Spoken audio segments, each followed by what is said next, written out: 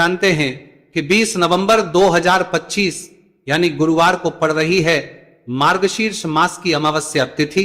और दोस्तों ये वह तिथि है जो मार्गशीर्ष मास में पड़ने वाली सबसे बड़ी तिथि है, क्योंकि ये गुरुवार के दिन पड़ रही है और इसका बहुत ही बड़ा और विशेष महत्व होता है। पूज्य गुरुजी ने कहा है कि अगर कभी भी मौका लग जाए और मार्गशीर्ष महीने की अमावस्या तिथि गुरुवार को पड़ जाए तो आप लोगों को 7 चने की दाल वाला उपाय तो अवश्य ही करना चाहिए। इन दोनों का संयोग बहुत ही कम आता है। इसी के साथ में गुरु अपनी शिव पुराण कथा में बताया है कि इस दिन आपको 7 चने की दाल वाला उपाय तो आपको अवश्य ही करना चाहिए, क्योंकि ऐसा दिन पूरे साल में सिर्फ एक ही बार आता है। और दोस्तों आप सभी लोग जानते हो कि गुरुवार अमावस्या तिथि का अगर सबसे बड़ा कोई उपाय है तो वो 7 चने की दाल वाला उपाय है। तो दोस्तों गुरुवार अमावस्या तिथि के दिन आप लोगों को इस 7 चने की दाल वाला उपाय को जरूर करना है। बहुत लोग होंगे जिन लोगों ने इस उपाय को ना किया हो, मतलब पूरा साल निकल गया, उन्होंने किसी भी दिन इस 7 चने की दाल वाला उपाय को ना किया हो। पर दोस्तों आपके पास एक आखिरी मौका बचा हुआ है, जो कि 20 नवंबर गुरुवार अमावस्या तिथि के दिन है। इस दिन आप लोगों को इस वाले उपाय को जरूर कर लेना है। भले ही आपने पूरे महीने भर इस उपाय को ना किया हो, पर अगर आपने इस मार्गशीर्ष महीने के गुरुवार अमावस्या तिथि के दिन अगर इस वाले उपाय को कर लिया तो आपको इस उपाय को करने का वह फल मिलेगा जिसकी आपने कभी कल्पना भी नहीं करी होगी। इसीलिए आप लोग इस वाले उपाय को एक बार जरूर कर लेना है, ताकि आप लोगों के हाथ से यह मौका ना जा सके और आपको इस उपाय को करने का फल मिल सके। दोस्तों यह उपाय पंडित जी ने अपनी अभी की ही श्री शिव महापुराण की कथा में बताया है जी। इस उपाय को आज हम आपको बहुत अच्छे से समझाने वाले हैं। इस वीडियो को देखने के बाद इस उपाय को समझने के आपको कोई और वीडियो को देखने की जरूरत नहीं पड़ेगी। तो चलिए दोस्तों उपाय को शुरू करते हैं। देखिए यह इस मार्गशीर्ष महीने के गुरुवार अमावस्या तिथि के दिन ये इतना खास होता है, इतना महत्वपूर्ण होता है। देखा गया है कभी कभी बड़े बड़े पूजा पाठ अनुष्ठान से जो मनोकामना पूर्ण नहीं होते, वह मार्गशीर्ष महीने की गुरुवार अमावस्या तिथि के दिन एक छोटे से उपाय करने से ही आपकी मनोकामना पूर्ण हो जाती है। और बहुत सारे ने इस उपाय को किया भी है और उनको इस उपाय को करने का फल भी जरूर मिला है। अगर आप लोग भी इस उपाय को करना चाहते हैं तो आप इस उपाय को पहले अच्छे से समझ लेना, सुन लेना, उसके बाद करना। आपको इस उपाय का फल जरूर मिलेगा और इस उपाय को कर लेने से आपके घर में चाहे किसी भी प्रकार की दुख और समस्या क्यों ना चल रही हो, आपको उसका कारण भी नहीं पता है कि भाई ये समस्या किस कारण से चल रही है। उसका कुछ भी कारण हो सकता है, जैसे पितृदोष हो सकता है या किसी भी तरह का मंगल दोष भी सकता है। तो इस दिन आप लोगों को यह वाला उपाय कर लेना है। यह एक ऐसा उपाय है जिस उपाय को अगर किसी विशेष दिन पर किया जाए तो भाई उस विशेष दिन का जो है वह तो हमें मिलता ही मिलता है, पर हमने उस दिन पर इस उपाय को किया है तो हमें उससे भी बड़ा फल मिलता है। और फल बहुत जल्दी मिलता है क्योंकि आप इस उपाय को बहुत ही बड़े और विशेष दिन पर कर रहे हो। तो चलिए अब उपाय के बारे में बात करते हैं, लेकिन उससे पहले आप लोगों को यह जानना आवश्यक है कि आखिर यह उपाय किस समय करना है, किसको करना है और कैसे करना है। तो चलिए हम आगे आपको वीडियो में एक एक करके बता देते हैं। लेकिन उससे पहले अगर आप लोग हमारे चैनल पर पहली बार आए हैं या फिर मेरी आवाज आज पहली बार सुन रहे हैं तो हमारे चैनल को सब्सक्राइब जरूर कर लेना और इस वीडियो को लाइक करके कमेंट बॉक्स में श्री शिवाय नमस्तुभयम ओम नमः शिवाय जरूर टाइप कर देना। तो दोस्तों इस 7 चने की वाला उपाय को हमें इस गुरुवार अमावस्या तिथि के दिन कैसे करना है, किसको करना है, किस समय करना है और कहां पर करना है, ये सारे सवालों के जवाब आपको इस वीडियो में मिल जाएंगे। और जो ये वीडियो देखेगा भाई उसको 7 चने की दाल वाला उपाय जरूर बना करना चाहिए, क्योंकि इस दिन एक चने की दाल का भी बहुत ही बड़ा और विशेष महत्व होता है। और जब बात आ जाए 7 चने की दाल वाला उपाय की तो ये सोने पे सुहागा वाली बात हो जाती है और ये एक बहुत ही बड़ा उपाय हो जाता है इस गुरुवार अमावस्या तिथि का। तो अब दोस्तों इस 7 चने की दाल वाला उपाय को आखिर करना किसको है, सबसे पहले हम लोग वो बात जान लेते हैं। तो देखो घर की जो बड़ी माताएं बहनें होती हैं, उन माताओं बहनों में से कोई भी एक बड़ी माता बहन इस वाले उपाय को कर सकती है। और दोस्तों अगर आप चाहें तो अपने घर में से सभी सदस्यों को भी इस उपाय को करवा सकते हैं। अगर किसी व्यक्ति की खुद की कोई मनोकामना है, खुद की कोई दुख और है जो कि वो अपने लिए ही करना चाहता है, इस वाले उपाय को तो वह खुद अपने लिए भी कर सकता है। बाकी अगर कोई घर में से ऐसा है जो कि अपने पूरे घर परिवार की सुख और शांति के लिए यह वाला उपाय करना चाहता है, तो भाई वो भी कर सकता है, उसमें भी कोई दिक्कत वाली बात नहीं है। कहने का मतलब यह है कि इस उपाय को हर एक सदस्य भी कर सकता है और पूरे घर परिवार के सदस्य के लिए घर की बड़ी माताओं बहनों में से कोई एक माता बहन भी कर सकती है। माताएं बहनें अगर घर में उपस्थित ना हो या वह उपाय ना कर पा रही हो, तो फिर घर का कोई बड़ा सदस्य भी इस 7 चने की दाल वाला उपाय को कर सकता है, चाहे फिर वो पुरुष ही क्यों ना हो, उसमें कोई भी दिक्कत वाली बात नहीं है।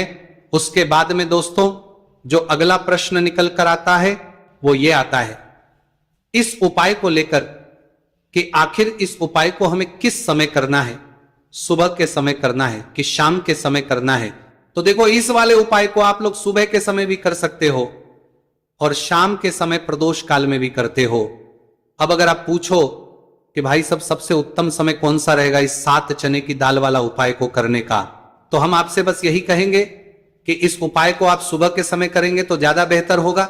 बाकी अगर प्रदोष काल शाम के समय भी करेंगे तो भी अच्छा होगा, उसमें कोई भी दिक्कत वाली बात नहीं है।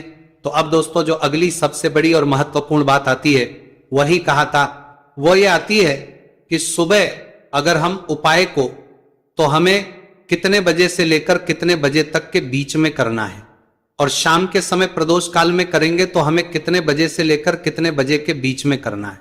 तो देखो, सुबह जितनी जल्दी हो सके आप उपाय को करने की कोशिश करना। बाकी अगर किसी कारणवश लेट भी हो जाओ, थोड़ी देर भी हो जाए, तो 10 या 11 बजे तक भी आप उपाय कर लेना, पर 12 बजे से ज्यादा देरी ना हो, ठीक है, इस बात का ध्यान रखना। उसके बाद दोस्तों अगर शाम के समय प्रदोष काल की बात करें, प्रदोष काल का जो समय है होता है वो शाम के 6 बजे से शुरू हो जाता है। मतलब शाम के 6 बजे से लेकर 7 बजे के बीच का जो समय होता है, यह समय प्रदोष काल का समय होता है। तो आप इस उपाय को 7 या 8 बजे के बीच में भी कर सकते हो। मतलब शाम के 6 बजे से रात 8 बजे के बीच में आप कभी भी इस वाले उपाय को कर सकते हो, उसमें कोई भी दिक्कत वाली बात नहीं। चलिए जानते हैं उस विशेष उपाय के बारे में। देखिए दोस्तों, पूज्य गुरु जी की कथा के अनुसार ही इस उपाय को आपको बहुत ही विस्तार से समझाने का प्रयास करेंगे, लेकिन उससे पहले वीडियो को लाइक करें। देखिए, इस वीडियो में हम पूज्य गुरु जी द्वारा बताए गए 3 सबसे अचूक उपायों के बारे में जानेंगे, जो आपको सिर्फ और सिर्फ गुरुवार की अमावस्या की तिथि पर ही करने हैं। पूज्य गुरु जी ने बताया है कि जो भी व्यक्ति इन उपायों को कर लेता है उसके जीवन से समस्त परेशानियां दूर हो जाती हैं। तो चलिए जानते हैं गुरुजी द्वारा बताए गए पहले खास उपाय के बारे में। देखिए, गुरुजी ने बताए हैं कि गुरुवार के दिन किया जाने वाला यह उपाय सबसे सर्वश्रेष्ठ है। इस उपाय के लिए आपको मात्र 1 लोटा शुद्ध जल लेना है। जल आपको तांबे के पात्र के अंदर लेना है। इसी के साथ में आपको मात्र 1 गुड़ का टुकड़ा लेना है और इसी के साथ में आपको लेनी होगी 7 की दाल। देखिए, चने की दाल को लेते समय ध्यान रखना है कि यह खंडित नहीं होनी चाहिए। ये चने की दाल जब भी हम गुरुवार के दिन शिवलिंग पर अर्पित करते हैं तो इससे हमारे जीवन के बड़े से बड़े संकट समाप्त होते हैं।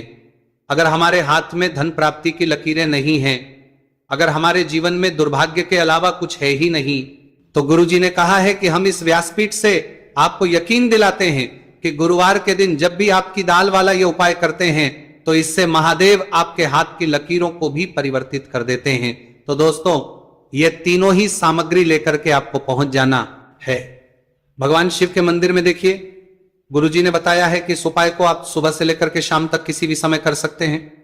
देखिए, शिव मंदिर पहुंचने के बाद आप जो 1 गुड़ का टुकड़ा लेकर के गए हैं, सबसे पहले तो आपको उसे जल के पात्र के अंदर डाल देना है और आपको महादेव का स्मरण करते हुए ये 1 लोटा जल धीरे धीरे शिवलिंग पर अर्पित करते जाना है। साथ ही साथ आपको श्री शिवाय नमस्तुभयम इस मंत्र का भी जाप करते रहना है। कम से कम 11 बार आपको इस मंत्र का जाप अवश्य करना है। अब दोस्तों, आपके पास जो चने की दाल है उन्हें आपको एक एक करके शिवलिंग पर अर्पित करते जाना है। चने की दाल आप एक एक करके भी समर्पित कर सकते हैं और एक साथ भी शिवलिंग पर अर्पित कर सकते हैं। देखिए, चने की दाल को समर्पित करने के बाद आपको बृहस्पतिश्वर महादेव से प्रार्थना कर लेनी है कि हमारे जीवन में जो भी संकट समस्या चल रही है, हम जो भी कार्य करते हैं उसमें हमें बार बार असफलता मिलती है, रुकावटें संकट जीवन में लगातार बने हुए हैं, चारों तरफ से सिर्फ और सिर्फ निराशा ही हाथ लग रही है, तो अपने दुर्भाग्य को दूर करने के आपको बृहस्पतिश्वर महादेव से प्रार्थना कर लेनी है।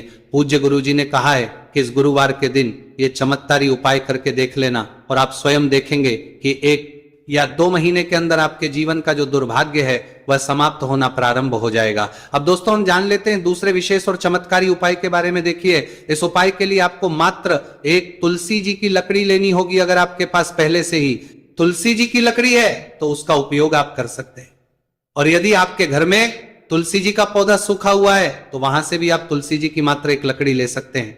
देखिए, इस उपाय के लिए आपको मात्र एक मिट्टी का दीपक लेना है, इसमें आपको शुद्ध घी का प्रयोग करना है, और इस दीपक के अंदर आपको ये जो तुलसी जी की लकड़ी है इसे रख देना है। इस लकड़ी को आपको पूरा घी के अंदर डुबो देना है, चारों तरफ अच्छे से घी लगा देना है, और आपको इस दीपक के अंदर इस लकड़ी को रख लेना है। देखिए, यदि आपको ऐसा लगता है कि तुलसी जी की जो लकड़ी है वो बहुत ही जल्दी से जल जाती है, तो आपको एक कार्य करना है। आपने जो तुलसी जी की लकड़ी ली है उस पर आपको पूरी पर अच्छे से रुई लपेट देना है, यानी कि कॉटन जो होती है उसे अच्छे से लपेट देना है, जिससे कि ये जो लकड़ी है दिखाई ही ना पड़े। तो इस लकड़ी के ऊपर आपको लपेट लेनी है। अब इसी लकड़ी के ऊपर जो आपने रुई लपेटी है उस पर आपको अच्छे से घी लगा लेना है, और उस दीपक के अंदर आपको इसे डाल देना है। अब देखिए, इस दीपक को आप भगवान विष्णु के वहां पर भी प्रज्वलित कर सकते हैं, या फिर भगवान विष्णु के किसी भी स्वरूप के सामने आप इसे प्रज्वलित कर, जो पर में लगातार यह की है, जो प्रज्वलित कर सकते हैं, या फिर आपके घर में जो माता तुलसी जी का पौधा है वहां पर भी इस दीपक को आप प्रज्वलित कर सकते हैं। पूज्य गुरु जी ने कहा है कि जो भी व्यक्ति इस 20 नवंबर 2025 गुरुवार की अमावस्या तिथि पर यह तुलसी जी की लकड़ी का दीपक प्रज्वलित कर देता है तो उसके जीवन में कभी भी धन संपदा की कमी नहीं होती है। देखिए, ये जो उपाय है आपने कार्तिक में अमावस्या तिथि पर किया होगा, लेकिन इस बार मार्गशीर्ष मास की अमावस्या तिथि है, गुरुवार का दिन भगवान विष्णु को समर्पित होता है, और ये जो दीपक है हम विशेषकर भगवान के निमित्त ही प्रज्वलित कर रहे हैं। तो इस दीपक को आप इस महीने की गुरुवार की अमावस्या तिथि पर भी प्रज्वलित कर सकते हैं। देखिए, ये जो दीपक है विशेषकर आपको शाम के समय यानी कि सूर्यास्त के बाद ही करना है। अब दोस्तों हम जान लेते हैं गुरुजी द्वारा बताए गए तीसरे बहुत ही चमत्कारी और विशेष उपाय के बारे में। देखिए, इस उपाय के लिए आपको एक बेलपत्र लेनी है, और इसी के साथ में आपको 2 शमी पत्र लेना है। देखिए, आप जो बेल लेंगे वो कहीं से भी खंडित नहीं होनी चाहिए, इस बात का आपको विशेष रूप से ध्यान रखना है। देखिए, मान लीजिए कि यदि आपके पास बेलपत्र नहीं है तो आप भगवान शिव के शिवलिंग पर चढ़ी हुई बेलपत्र को पुनः शुद्ध जल से धो करके उसका उपयोग भी कर सकते हैं। इसी के साथ में आपको मात्र थोड़ा सा लाल चंदन लेना होगा। देखिए, सभी सामग्री लेकर के अब आपको पहुंच जाना होगा भगवान शिव के मंदिर में। देखिए, भगवान शिव के मंदिर में पहुंचने के बाद आपके पास जो एक बेलपत्र है उसकी चिकनी साइड में आपको देखिए, आप सभी को पता है कि बेलपत्र में 3 पत्तियां होती हैं। तो बेलपत्र की जो ऊपर वाली बड़ी पत्ती होती है और नीचे वाली जो 2 छोटी पत्तियां होती हैं उसकी चिकनी साइड पर आपको, यानी कि जो छोटी पत्तियां होती हैं वहां पर आपको एकाएक शमी पत्र जो आप लेकर आए हैं उन्हें छोटी पत्तियों के ऊपर रख देना, और इन्हीं शमी पत्र के ऊपर आपको लाल चंदन की एक एक बिंदी लगा देनी है। अब आपको ये जो बेलपत्र है इसी प्रकार से शिवलिंग पर अर्पित कर देनी है, लेकिन आपको बेलपत्र को समर्पित करते समय गतिमान का नाम लेना है। देखिए, गतिमान जो है वह हनुमान जी के छोटे भाई हैं, और पूज्य गुरुजी ने बताया है कि गतिमान का नाम लेकर ही आपको यह उपाय करना है, क्योंकि आपके शरीर के जो भी रोग हैं उन्हें भगवान गतिमान दूर करने वाले इस उपाय को करने के बाद आपकी जो भारी से भारी बीमारी है वह भी भगवान गतिमान की कृपा से दूर होने वाली है।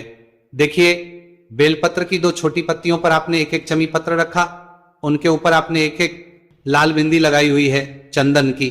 तो इसी प्रकार से आपको यह बेलपत्र शिवलिंग पर अर्पित कर देना है, भगवान गतिमान का स्मरण करते हुए। गतिमान भगवान का स्मरण करते हुए आपके शरीर में या फिर आपके घर किसी भी सदस्य के शरीर में जो भी रोग हैं उस रोग को दूर करने के लिए आपको भगवान से प्रार्थना कर लेनी है, और फिर आपको वापस अपने घर आ जाना है। देखिए, इस उपाय के लिए गुरुजी ने कोई भी निश्चित दिन निश्चित समय नहीं बताया है, तो इस उपाय को आप किसी भी दिन कर सकते हैं।